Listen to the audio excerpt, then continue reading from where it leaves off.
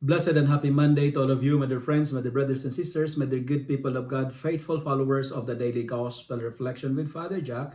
My dear kababayans, today is November 11, 2024, and today is Monday within the 32nd week in Ordinary Time, Year B. Our Gospel for today is from the beautiful and the wonderful account of the Gospel of Luke, chapter 17, verses 1 to 6. In today's Gospel, Jesus tells his disciples that it is inevitable that sin will occur.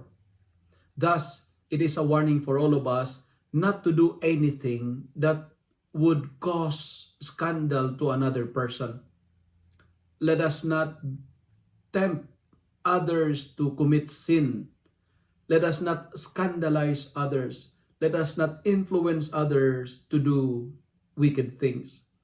But dear friends, sinning is the most worst things we can do. We are therefore challenged and invited not to lead people away from God. We need to watch what we do. Never be a bad example. Never be a bad influence. And second, the gospel reading for today is inviting us to be men and women of forgiveness. And the message is very clear. The limit of forgiveness is limitless. Meaning to say, forgive without limit. And I have to remind myself and you, my dear followers, that not to forgive is like drinking a poison and expecting others to die. When we learn to forgive others, we grow in faith. When we forgive others, we are healed by our hurts. We are healed by our pains. We will be healed. And finally, we are asked to increase our faith, to have an increase of faith. And let this be our prayer. Lord, please increase my faith. Because when you have faith, you will be a good example to others.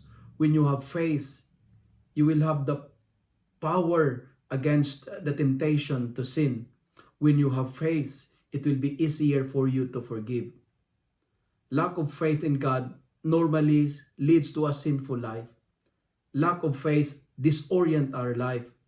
Lack of faith destroy the beauty of our soul. That's why let us ask the Lord to increase our faith. And if you know that someone had a faith, you need to strengthen that faith of someone. My dear friends, the best cure against committing sin is to pray and ask for an increase of faith. The stronger our faith, the better chance to live in righteousness.